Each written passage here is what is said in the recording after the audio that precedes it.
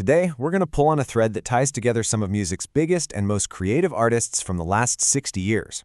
It's kind of like a secret handshake, hidden in plain sight right inside their lyrics.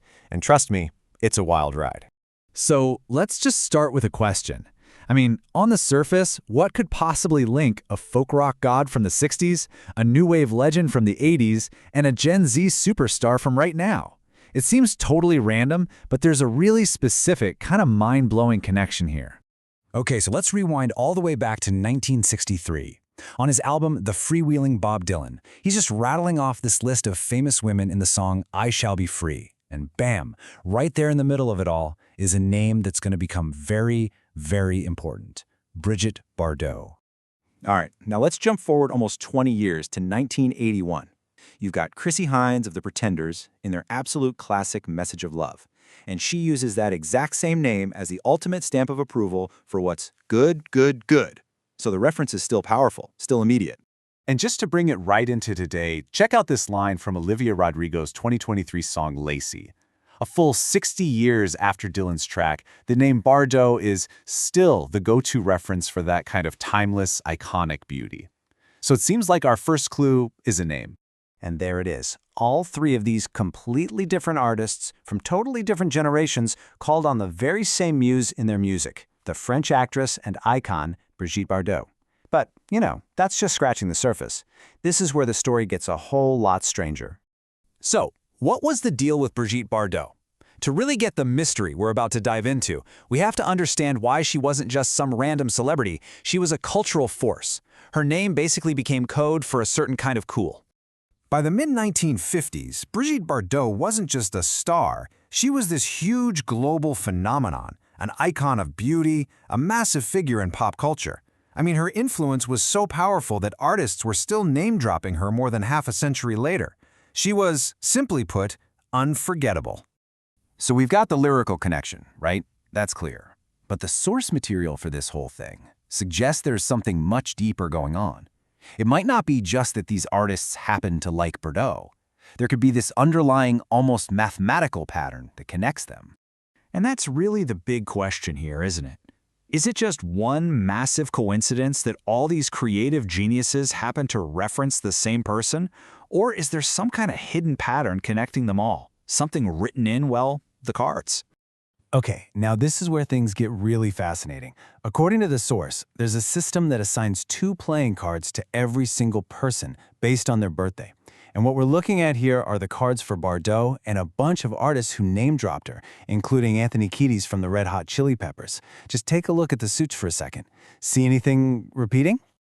There it is. The diamond suit is absolutely everywhere. Bardot has a 5 of diamonds. Dylan has a 6 of diamonds. Chrissie Hynde a 4 of diamonds. Kiedis, Rodrigo, Chappell Roan, they all have diamonds in their card pairings. Come on, this isn't just a coincidence anymore. This is a clear, repeating pattern. And this visualization just nails it. When you lay all the cards out like this, the way the source material does, that connection becomes undeniable. The diamond suit is this clear thread, tying all these creative people to their shared muse, Brigitte Bardot. So, what does it all mean? So what is behind this pattern? Well, according to the source, it's all part of this system called the CrownLine Method. It's an analytical framework that suggests these connections, they're not random at all. So the method itself is defined as a totally rules-based system. It uses mathematical formulas that come from your birth date, and it uses a regular 52-card deck as like a visual user interface to map out these patterns of compatibility between people. Now, the source is super clear about this. This is not astrology. It's not tarot. There's no mystical interpretation or some kind of psychic reading going on. It's presented as a system that's based on strict algorithms and math. The cards are just symbols to help visualize the data, kind of like how chemists use symbols for elements. It's all about mapping data points, not predicting your future. So, how does it actually work? It's basically a 2-step process. Every person gets 2 cards. The first is your birth card, and that comes from a pure mathematical formula tied to your birth date. The second is called the astrological ruling card. Now stay with me here. The source material uses the zodiac signs not for, personality traits, but just as a way to chop the calendar year into 12 neat sections. So this card is just based on which of those 12 sections your birthday is in. The real magic happens when you see how your two cards line up with other people's cards. Let's look at one more classic rock example. This lyric is from an Elton John song from 1972. But what's so interesting here is that the lyrics weren't actually written by Elton. They were written by his legendary songwriting partner Bernie Taupin. And guess what? The lyricist Bernie Taupin is assigned the 10 of clubs and the 8 of diamonds.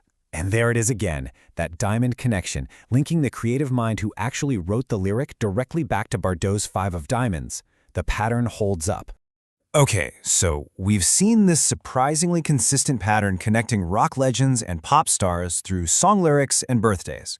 But what are the bigger implications here? Why does any of this actually matter to us as music fans? Well, the first big idea is that this could be a hidden ingredient in creative chemistry. Think about iconic duos like Lennon and McCartney, or in this case, Elton and Bernie. The theory suggests their amazing compatibility might not just be artistic, it might actually be reflected in the analytical patterns of their birthdays. But here's where it gets really personal. The theory takes it a step further. It suggests these same birthday compatibilities could explain why you, the listener, are drawn to certain artists more than others. It could be this hidden force shaping your own personal taste in music. And just as a cool little side note, the source points out that the 52-card deck wasn't just some random number. It was originally designed as a calendar, 52 cards for 52 weeks, 4 suits for the 4 seasons, and 12 face cards for the 12 months. It just adds another layer of this ancient, ordered structure to the whole system. And this isn't just some old theory collecting dust on a shelf. The research is actually ongoing. The creator of the CrownLine Method is actively collecting data from music fans, asking them for their favorite artists and their birthdays to see if this pattern between the listener and the artist really holds up on a bigger scale. And that leaves us with one final, pretty provocative thought. Think about your absolute favorite artists, the ones whose music just gets you. Could there be a hidden connection, a pattern in the cards tied to your own birthday that helps explain why you love them so much? It's a pretty fascinating thing to think about the next time you hit play on your favorite song.